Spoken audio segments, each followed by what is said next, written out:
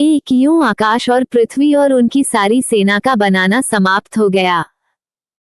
2 और परमेश्वर ने अपना काम जिसे वह करता था 7वें दिन समाप्त किया। और उसने अपने किए हुए सारे काम से 7वें दिन विश्राम किया। 3 और परमेश्वर ने 7वें दिन को आशीष दी और पवित्र ठहराया, क्योंकि उसमें उसने अपनी सृष्टि की रचना के सारे काम से विश्राम लिया। 4 आकाश और पृथ्वी की उत्पत्ति का वृतांत यह है कि जब वे उत्पन्न हुए अर्थात जिस दिन यहोवा परमेश्वर ने पृथ्वी और आकाश को बनाया। 5 तब मैदान का कोई पौधा भूमि पर न था और न मैदान का कोई छोटा पेड़ उगा था, क्योंकि यहोवा परमेश्वर ने पृथ्वी पर जल नहीं बरसाया था और भूमि पर खेती करने के लिए मनुष्य भी नहीं था। 6 तो भी कोहरा पृथ्वी से उठता था जिससे सारी भूमि सिंच जाती थी।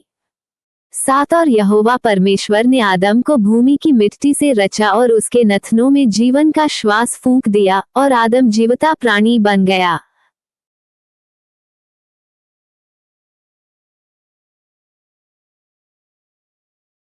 8 और यहोवा परमेश्वर ने पूर्व की ओर अदन देश में एक वाटिका लगाई और वहां आदम को जिसे उसने रचा था रख दिया।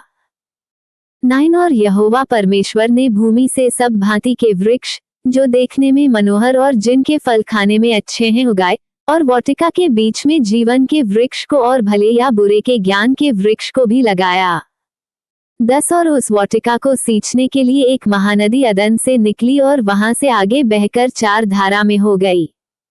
11 पहली धारा का नाम पीशोन है, ये वही है जो हवीला नाम के सारे देश को जहां सोना मिलता है घेरे हुए है।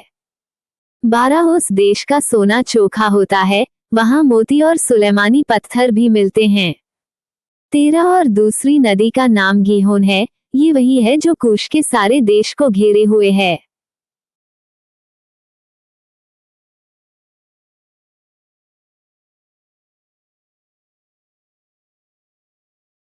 14 और तीसरी नदी का नाम हिद्देकेल है, ये वही है जो अश्शूर के पूर्व की ओर बहती है। और चौथी नदी का नाम फरात है। 15 तब यहोवा परमेश्वर ने आदम को लेकर अदन की वाटिका में रख दिया कि वह उसमें काम करे और उसकी रक्षा करे। 16 तब यहोवा परमेश्वर ने आदम को यह आज्ञा दी कि तू वाटिका के सब वृक्षों का फल बिना खटके खा सकता है। 17 पर भले या बुरे के ज्ञान का जो वृक्ष है उसका फल तू कभी ना खाना, क्योंकि जिस दिन तू उसका फल खाए उसी दिन अवश्य मर जाएगा। 18 फिर यहोवा परमेश्वर ने कहा, आदम का अकेला रहना अच्छा नहीं, मैं उसके लिए एक ऐसा सहायक बनाऊंगा जो उससे मेल खाए। 19 और यहोवा परमेश्वर भूमि में से सब जाति के बनेले पशुओं और आकाश के सब भांति के पक्षियों को रचकर आदम के पास ले आया कि देखें कि वह उनका क्या क्या नाम रखता है, और जिस जिस जीवित प्राणी का जो जो नाम आदम ने रखा वही उसका नाम हो गया।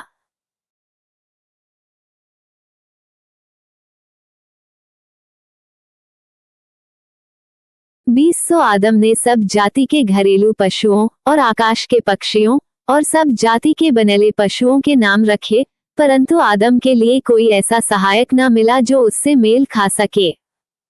21 तब यहोवा परमेश्वर ने आदम को भारी नींद में डाल दिया, और जब वह सो गया तब उसने उसकी एक पसली निकालकर उसकी संती मांस भर दिया। 22 और यहोवा परमेश्वर ने उस पसली को जो उसने आदम में से निकाली थी स्त्री बना दिया और उसको आदम के पास ले आया। 23 और आदम ने कहा, अब यह मेरी हड्डियों में की हड्डी और मेरे मांस में का मांस है, सो इसका नाम नारी होगा, क्योंकि यह नर में से निकाली गई है। 24 इस कारण पुरुष अपने माता पिता को छोड़कर अपनी पत्नी से मिला रहेगा और वे एक तन बने रहेंगे। 25 और आदम और उसकी पत्नी दोनों नंगे थे, पर लजाते न थे।